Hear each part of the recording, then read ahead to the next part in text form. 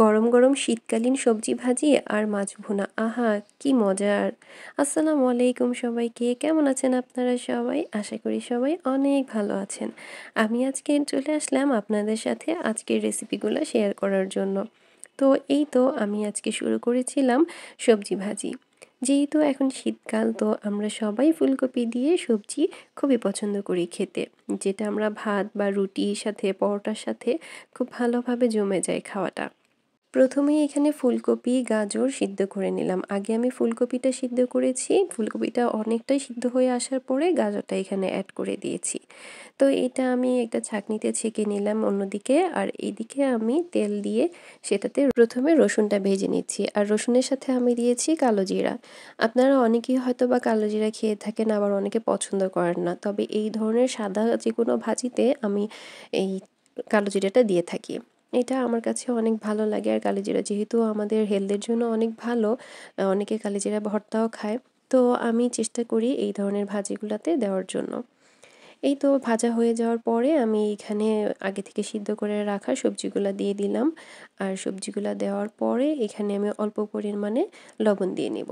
যেহেতু আমি সিদ্ধ করার সময় লবণ দিয়েছিলাম, তো এখানে পরিমাণটা বুঝে আপনারা লবণ ইউজ করবেন যদি সিদ্ধ করার সময় দিয়ে থাকেন। বেশি একটা সময় আর লাগবে না এই ভাজিটা হতে, জাস্ট পানিটা একটু শুকিয়ে আসলেই আমি নামিয়ে ফেলবো। আগে থেকে যেহেতু সবজি সিদ্ধ করে রেখেছি, সেক্ষেত্রে ভাজি বানাতে কিন্তু বেশি একটা সময় লাগে না। আর এই তো দেখেন আমার কালারফুল ভাজি রেডি খাওয়ার জন্য। আপনারা কারা কারা এই ধরনের ভাজি অনেক পছন্দ করেন আমাকে অবশ্যই জানাবেন। আর এইদিকে চলে আসলাম আমি মাছ ভাজার জন্য।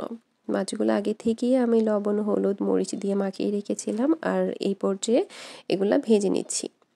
মাছ অনেকেই ভেজে রান্না করে, আবার অনেকে না ভেজেও রান্না করে ফেলে, বাট আমি ভেজে রান্না করাটা বেশি পছন্দ করি।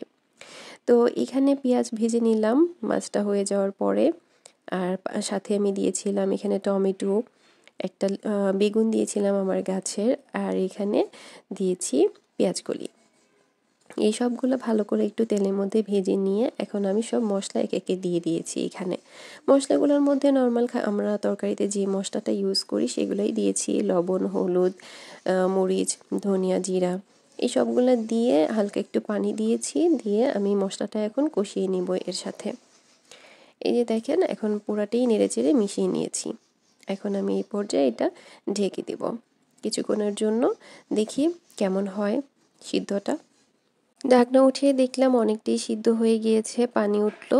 তো এখন নেড়ে চেড়ে একটু আমি কষিয়ে নিব, ভালো করে কষানো হয়ে গেলে এর উপরে আমি মাছটা বিছিয়ে দিব। মাছগুলো একটু মশলার সাথে ভালো করে নেড়ে চেড়ে নিচ্ছিলাম। আর এটা ভালো করে মেশানো হয়ে গেলে এরপরে আমি ফিনিশিংয়ে দিয়ে দিব কাঁচামরিচ আর হচ্ছে ধনেপাতা। তো এখানে ধনেপাতাটা লাস্টের ফিনিশিংয়ে দিয়ে আমি ভালো করে এটা 2 মিনিটের জন্য ঢেকে রেখেছিলাম। ধনেপাতাটা জাস্ট হচ্ছে একটু মিশার জন্য। তো এখন আমার রান্নাটা পুরোপুরি কমপ্লিট। এখন আমি এটা উঠিয়ে নিয়েছি প্লেটে সার্ভ করার জন্য। আপনাদের কাছে আজকে রান্নাটা আমার কেমন লেগেছে অবশ্যই কমেন্টস করে জানাবেন। আর আমার পাশে থাকার জন্য সবাইকে অসংখ্য ধন্যবাদ। সবাই ভালো থাকবেন আর বেশি বেশি আমার জন্য দোয়া করবেন। আল্লাহ হাফেজ।